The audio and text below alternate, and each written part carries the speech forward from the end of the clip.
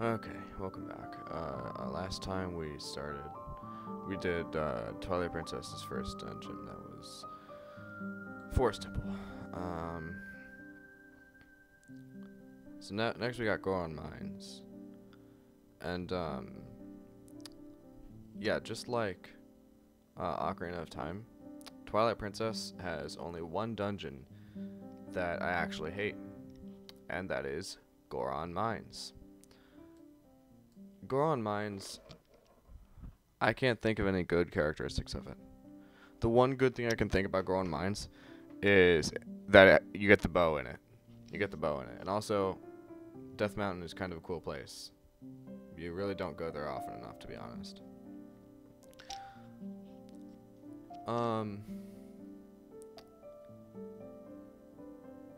Yeah, I can't think of anything else good about Goron Mines. All I can think about is bad things.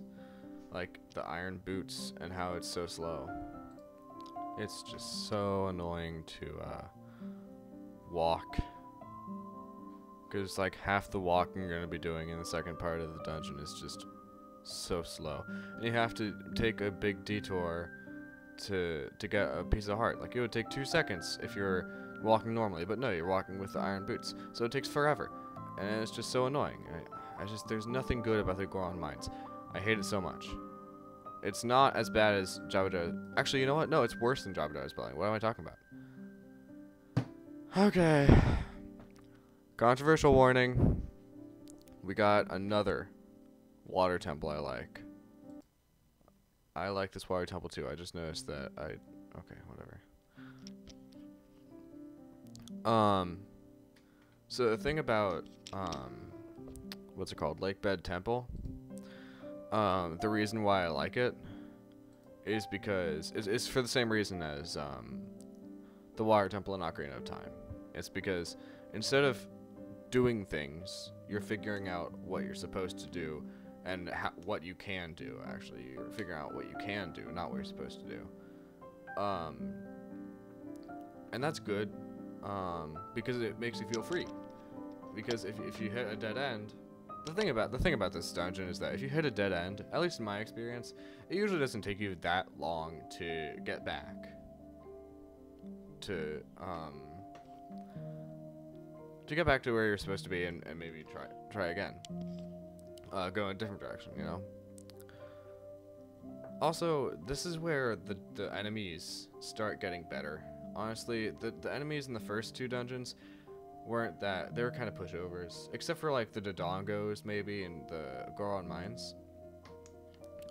Besides those, really the enemies are just kind of nobodies. But this time, no, the enemies are actually, they can pack a bit of a punch if there are enough of them. There aren't a lot in this dungeon specifically, but it's kind of quality over quantity. You know, you haven't seen very many Tektites at this point. The Lysolphos may catch you off guard, and then I'm pretty sure there's a Dynalphos, or at least like a Lysolphos captain, whatever, near the end of it, and it's pretty nice. The boss is bad, but the dungeon item is incredible. I said hookshot, I love hookshot earlier. Well, clawshot, the double claw shots, is my favorite item in all of Zelda. So yeah, that's good that it has double claw shot, or not, it doesn't have double claw shot, it just has single claw shot right now. But I still love it. Claw shots are great. So yeah. Also the theme is really good. I love the atmosphere. The music is unsettling. It's nice. I like how you can see the boss door at the very beginning. You know, at the hub room. You know, this picture here. This thing under the stairs. That's actually the boss, the entrance to the boss room. I also like how there's a fairy right in front of the boss door, or in the boss door, but right before you go fight the boss. It's gonna be one of the first fairies I pick up, in Twilight Princess, which is weird, but it's a fact. And it's great. I'm not gonna need it because Morpheal is a joke.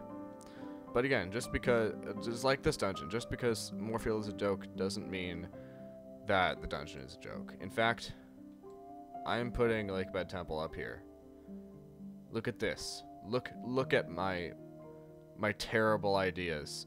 Water Temple and Lakebed Temple are both in A tier. Look at this. Okay, Arbiter's Grounds. This is a good dungeon. This really is.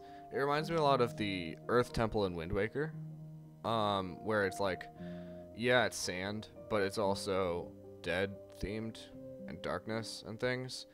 Unlike the Earth Temple, it doesn't have anything to do with light, except there's like 1 or 2 puzzles where you use the lantern, and that's it. I don't know why you have to use the lantern. It doesn't make sense to me, but you do. I gotta say, one thing about redeads. I don't like redeads in most of the Zelda games because they're just so annoying. I hate how they freeze you, and it's just annoying more than anything else. But the thing about redeads in Twilight Princess is you can turn into a wolf and jump at them, and the wolf jump is actually pretty fast enough so that they probably won't be able to freeze you in midair. And also the wolf. In general, while Wolf Link doesn't do a lot of damage, he can chip away at redeads pretty quickly. It's pretty nice. But anyway, that's redeads. Are they called redeads? No, they're Gibdos in this game, not redeads. Gibdos.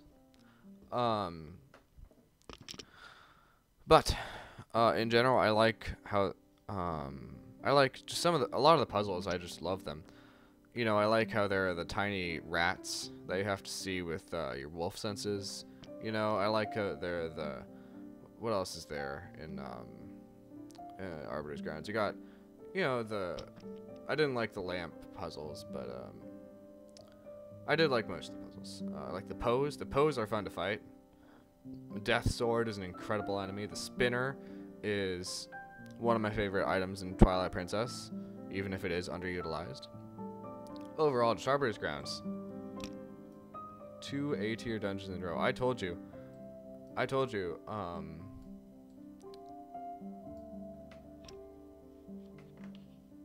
love the dungeons in this game. Every dungeon in Twilight Princess, except for the Goron Mines, is a hit. And that includes the Arbiter's Grounds.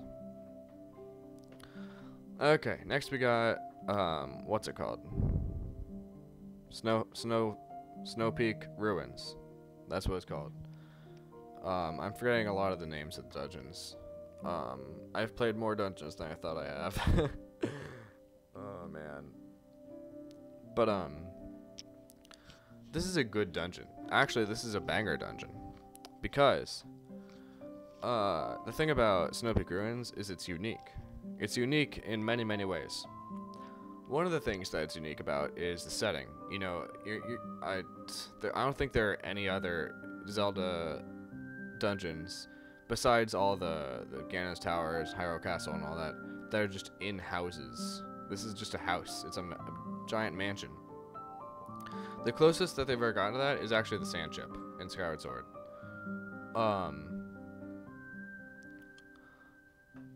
And so it makes it immediately gives you a good first impression of